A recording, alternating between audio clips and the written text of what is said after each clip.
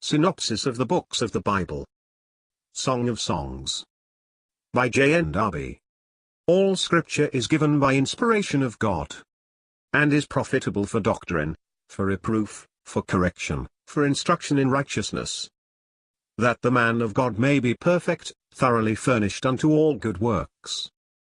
2 Timothy 3 verses 16 and 17. Synopsis of the Books of the Bible. By John Nelson Darby. Song of Songs. Chapter 1. Assurance of the full enjoyment of blessing.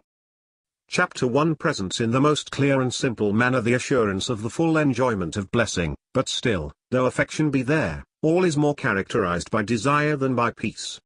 And after this, we find exercises of heart, that leads to a full understanding of the beloved one's affection. There is progress in this intelligence, and that in spite of the faults and slothfulness of heart, which gives a fresh value to the affection that is in exercise. This mode of instruction is found in the Psalms, in which the first verses frequently give the thesis and the result, which is reached through circumstances that are afterwards detailed. Besides the peacefulness of the affection which subsists in a known relation, there is another sign of an affection in exercise when the relation is not formally established. The heart is occupied with the qualities, with the features, of the beloved one. When, on the contrary, the object is possessed, it is with that object itself the heart is occupied. No doubt the qualities are a source of happiness, but while the position gives the enjoyment of these, it is the person who manifests them that is thought of.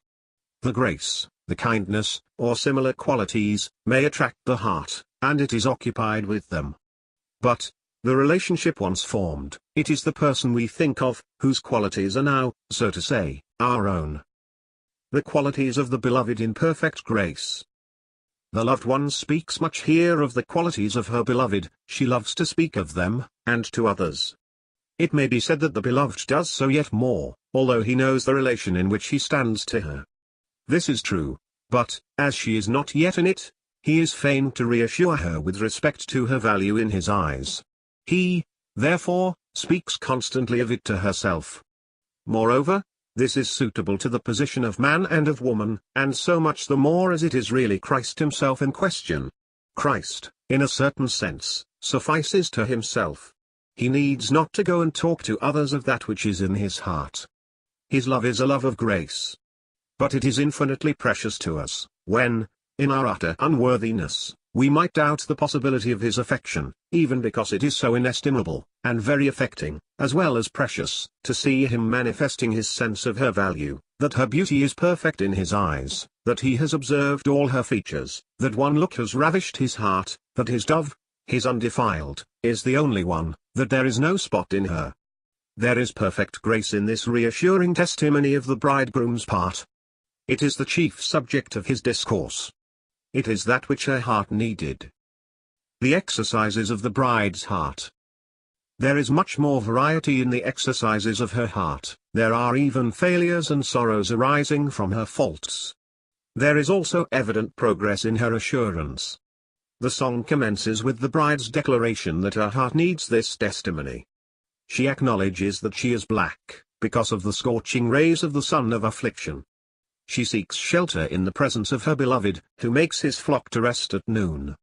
She would belong to him only. She fears now to wander among the shepherds of Israel. But if the Spirit of the Lord reminds her of those former testimonies of the law and the prophets, her heart is not silent, and the heart of the beloved overflows in the testimony of her value in his eyes. The suitability of all this to the remnant in the last days is evident. The rest of the chapter contains testimonies of affection, which present the idea that is the thesis of the book.